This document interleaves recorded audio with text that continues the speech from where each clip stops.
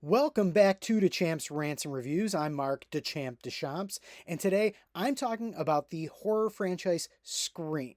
Now, we have a brand new Scream entry coming out in February, which is Scream 7. So I thought today we would rank all six of the current Scream movies. So we're going to start off in descending order, and number 6 on the list is Scream 3. Now, Scream 3, honestly, if there's one weak link in the entire batch of Scream movies, it's Scream 3. There's really not a lot to say about the movie. The biggest thing of note for me as a Kevin Smith fan is that we get a pretty cool Jay and Silent Bob cameo, which is kind of like completely out of nowhere. I do remember the theater like going nuts for it, like when it happened. But outside of that, honestly, there really isn't much to say. We get the death of Cotton Weary, who was never like a fan favorite character. He really kind of just existed in both the first movie and the sequel as kind of like a red herring character. So honestly, if there's like one movie in the franchise that's worth skipping, I'd say it's Scream 3. Now, coming in at the number 5 spot is Scream 2. This is a tough one because honestly, it's a pretty good movie. Like Scream 2 has hands down the one of the best opening sequences in the entire franchise. Murder in a movie theater surprisingly hasn't been done a whole lot in films, and it is just haunting in that opening sequence. It's fantastic. It sets the tone for the whole rest of the movie that we're going to be doing things totally different in a lot of ways, but Ghostface is back somehow. And honestly, the movie itself is a very strong horror sequel. A lot of direct sequels to horror movies make the mistake of just repeating what the first film did. And this one changes up the formula a lot, and we get some meta commentary through the character Randy, played by Jamie Kennedy, who sets up the whole idea that this could be a sequel and how sequels often have to bring up the chaos, and it's interesting. And the whole meta commentary of the Scream franchise gets a little much at times, but when Scream 2 came out, it was very original. Like, we really did kind of have to think about the structure of horror sequels and how this might play into the storyline.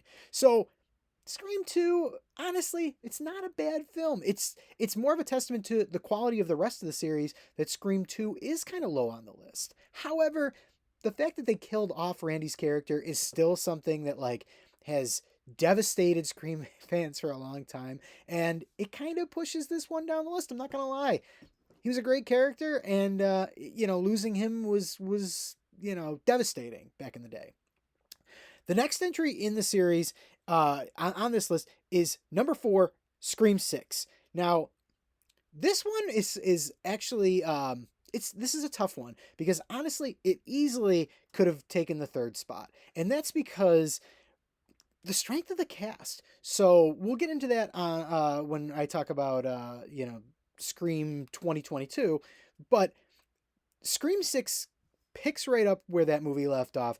We have a really strong cast that takes what could have been a silly concept, like Ghostface takes Manhattan, and it actually does pretty well by it. Honestly, it got the series out of Woodsboro. It did something original and different, and it's all the better for it. Honestly, the violence is good.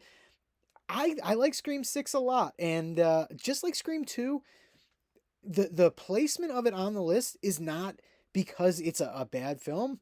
It's just that everything else is pretty strong when we go down the list. That brings us to number 3 on the list, which is Scream 2022. Terrible name aside, the fifth Scream movie, it really is just terrific. Like, honestly, like it's one of the best movies in the whole series. As I mentioned, talking about Scream 6, one thing it does so well is that it brings in this whole new cast of characters. And that's kind of one of the problems that I think the series was facing after 4 entries, is that we had this cast that we fell in love with in the first Scream, and Scream 2 kills off Randy, And so we had like these kind of these sacred cows. We had, you know, we had Gail Weathers and we had Dewey and we had Sidney Prescott, and people didn't really want to see them die, but then that kind of takes away from the horror of the scenario, right? If all of these characters are safe because you don't want to have a Randy situation where the fan base is so upset that you killed one off, but then at the same time you're struggling about whether or not how to keep people in suspense. It's a really tough needle to thread. Scream 5, because I'm going to call it that, because calling it Scream 2022 or calling it Scream is just going to be cumbersome and confusing. Scream 5 does the best thing that we've seen in the series. It gives us a brand new cast of characters that are compelling and interesting, and they connect back to the original film, which is the best part. We have Randy's twin niece and nephew as main characters. But the highlight, like the best, is we have Melissa Barrera, who turns out to be the daughter of Billy Loomis. So she is playing Sam Carpenter. Well, she thinks Carpenter is her last name, but it turns out she's Sam Loomis. Which, by the way, if you're not like a big horror buff, what's really cool is that's a wink and a nod to Halloween fans, because she's named after Donald Pleasance's character. Uh, the terrific Samuel Loomis, one of my all-time favorite horror movie characters. So like right away, that there alone, you have her named after both John Carpenter and Donald Pleasance's character. Like brilliant. But she's terrific. We also have her great chemistry with Jenna Ortega, who's playing her half sister Tara Carpenter.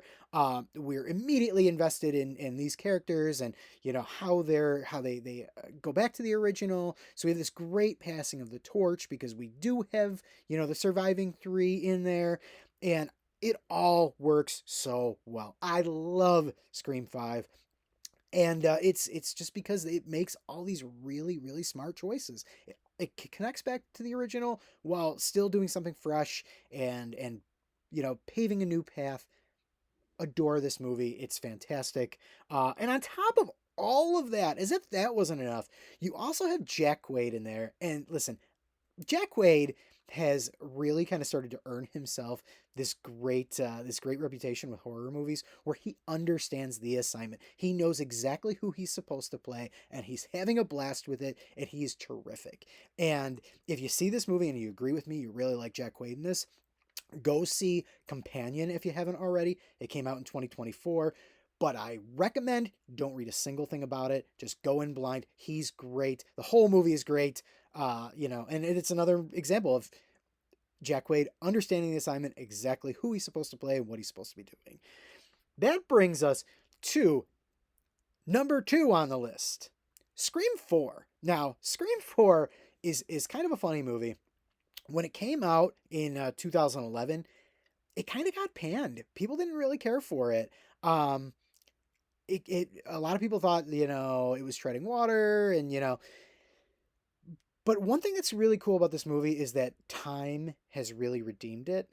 The one thing that is terrible about this movie, I'll say right off the bat, it has hands down one of the worst opening sequences of a Scream movie.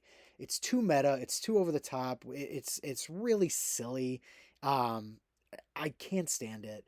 I hate that opening sequence. But if you can get past the opener, there's a really good story. And what I love about the movie is it's just so ahead of its time.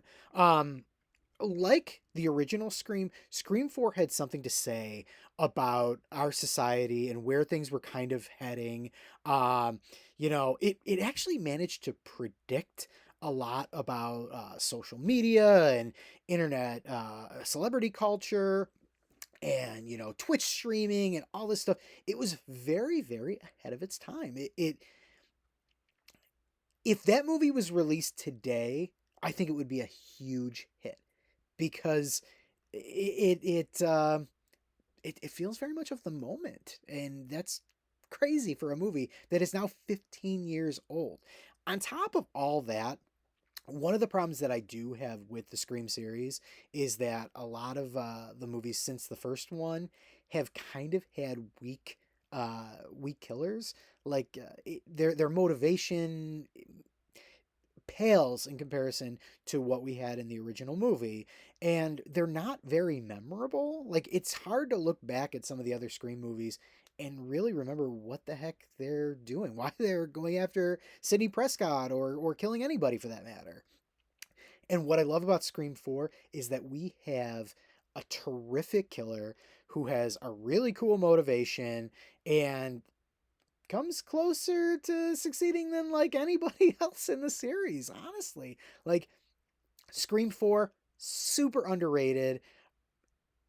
It's a testament to how good that movie is that it manages to dethrone Scream 5. That brings us to our final entry on the list. What else could it be but the original Scream from 1996? While the Scream series has been a blast for 3 decades now, like generally better than most horror franchises, um, still nothing has come close to that original movie. It's scary, it's funny, it's sexy, it's perfectly cast. There's not an ounce of fat on this movie. There's not like a single scene where you go, they could have cut that. It's a tight, strong movie, and it's brilliant in so many ways. One thing that I love about the original Scream, looking back, I can better appreciate what a snapshot it was of the late 90s, of a lot of the concerns in our society, you know, things about how pop culture was shaping the youth of America and desensitizing them towards violence. You know, if you look at so many things that were going on in society at the time, we had congressional hearings about, video games like Mortal Kombat and Night Trap. We had concerns over, tabloid television and how shows like Ricky Lake and Jerry Springer were shaping, teenagers. We had stories about like the Menendez brothers. There's just so much that was going on in the late 90s, and Scream really perfectly manages to capture the essence of all of that. And it's really funny because in the original, when the original Scream came out, we didn't have anything like caller ID, back then. And that's something that Scream has had to kind of we've had to see the series evolve. So it is kind of funny to look back in retrospect at, how we just used to answer our phones all the time and not think twice about it. And we had no caller ID to figure out who it was that was calling us at the time. So that might be the one area where, that's, if you're not from, you weren't around for the 90s, maybe that seems a little peculiar. But otherwise, the movie has aged so well. It's compelling. It's scary. Like you watch these scenes and like, I mean, they're still intense. It's still an intense movie. The opening sequence, it tops Scream 2, which is great. Great opening sequence, but like that opening scene with Drew Barrymore, it's personal and it's horrifying. Like it's a brutal murder, and looking back, like it was shocking. It was shocking that Drew Barrymore, people thought she would be like the protagonist of the movie, and here she is, horribly killed right from the outset, and it sets the whole thing into motion. We wouldn't have any of the rest of these movies without the original Scream. It's fantastic. It's if you somehow haven't seen the original Scream, make it a point to watch this movie. Make it a point to put yourself in the headset of where the late 90s were, and make it a point to analyze and digest it all.